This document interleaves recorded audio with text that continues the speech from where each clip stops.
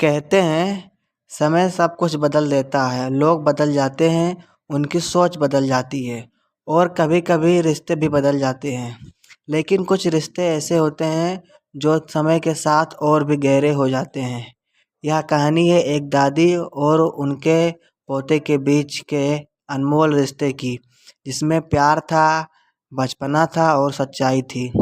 जब नरेटर खुशवंत सिंह छोटा था तब उनका दुनिया उनकी दादी थी। जब उनके पेरेंट्स शहर चले गए सेट होने के लिए, तब जो उनकी दुनिया थी उनकी दादी ही थी। दादी हमेशा सफ़ेद कपड़े पहनती थी, उनका चेहरा झुर्रियों से भरा था, लेकिन उनकी आंखों में एक अजीब सी शांति थी। वह छोटी सी मोटी सी झुकी हुई थी। उनका एक हाथ भगवान के प्रेम में और दूसरा हाथ उनके कमर पे रहता था। स्टोरी है द पोर्ट्रेट ऑफ रेडी। इसके नरेटर खुशवंत सिंह जी हैं।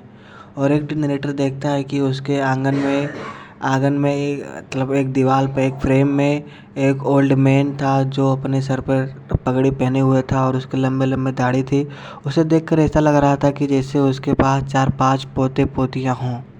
वह मुझे सुबह जगाती थी, नहलाती थी और तैयार करती थी और मुझे स्कूल के लिए ब्रेकफास्ट रेडी करती थी। ब्रेकफास्ट में जो बासी रोटी और प्याज और उससे प्यार से लगाया हुआ मक्खन था।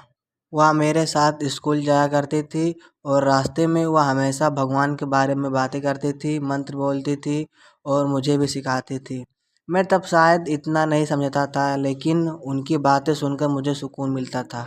स्कूल भी कोई बड़ा स्कूल नहीं था, वह छोटा सा पाठशाला जैसा था। और जो मेरा स्कूल था और जो मंदिर था दोनों पास पास था। मैं अपने स्कूल में जाता था पढ़ाई करने के लिए और दादी मंदिर में जाती थी और मंदिर में ग्रंथों का पाठ पढ़ती थी। और जब हम लोगों का समय ख़त्म होता था तो हम लोग वापस दोनों साथ में ही आते थे। तो रास्ते में कहीं कहीं हमें कुत्ते दिख जाते थे तो मेरी दादी बासी रोटी अपने साथ लेकर चलती थी और उन कुत्तों को वो रोटी खिलाया करती थी। और यह सब देख कर मुझे बहुत अच्छा लग रहा था। और जब मेरे पेरेंट्स शहर में सेटल हो गए तब वो मुझे और मेरी दादी को शहर में बुलाए और मैं और मेरी दादी शहर चले गए।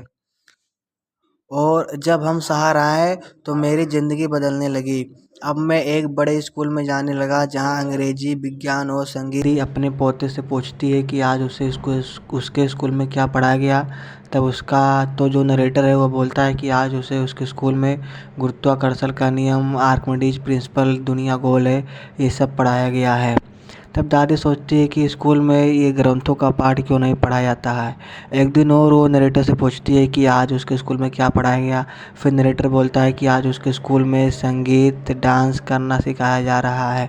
तब दादी सोचती हैं कि ये जो संगीत और डांसिंग जो है यह एक पैसा कमाने का ज़रिया है। जैसे कि जो लोग भिखारी हैं वो लोग गाना गाकर, सिंगिंग करके, डांसिंग करके भीख मांगते हैं। मतलब लिटरली बेसिकली जो दादी हैं वो उनके सेंस में ये संगीत और डांसिंग करना एक निगेटिव सेंस था। दिन मुझे पहली बार महसूस हुआ कि हमारे बीच में कुछ बदल रहा है। मैं स्कूल में मोटर बस से जाया करता था पढ़ने और दादी मुझे छोड़ने भी नहीं जाया करती थी। धीरे धीरे हमारी बातें कम होने लगी। मैं अपने स्कूल में व्यस्त हो गया और दादी अपने पूजा और शांत जीवन में। अब वह मेरे साथ स्कूल नहीं जाया जाती थी, बस घर में रहती थी और कबूतरों बर्ड्स को दाना खिलाया करती थी। और यह समय दोपहर के बाद हुआ करता था, जिसमें दादी को बहुत अच्छा सुख, मतलब दादी को खुशी मिलती थी और उनका समय भी बीत जाता था। और फिर मुझे अपने आगे की पढ़ाई पढ़ने के लिए मुझे विदेश जाना था। घर में सभी लोग बहुत खुश थी, लेकिन जो मेरी दादी थी वो बहुत चुपचाप थी। उन्होंने मुझे रोका नहीं, ना ही कुछ कहा। बस जब मैं जाने लगा तो उन्होंने मुझे गले लगाए और मुझे स्टेशन पर छोड़ने आई। और मुझे वो बहुत उदास थी, लेकिन उनकी जो उदासी थी वो झलक रही थी, लेकिन वो कुछ कह नहीं रही थी। और जब मेरे जाने का समय हो गया तो दादी ने मुझे मेरे माथे पे एक किस किया। 5 साल बीत गए। जब मैं वापस आया तो सब कुछ बदल चुका था, लेकिन दादी अब भी वैसी की ही वैसी हैं। और वह हल्की सी कमज़ोर हो चुकी थी।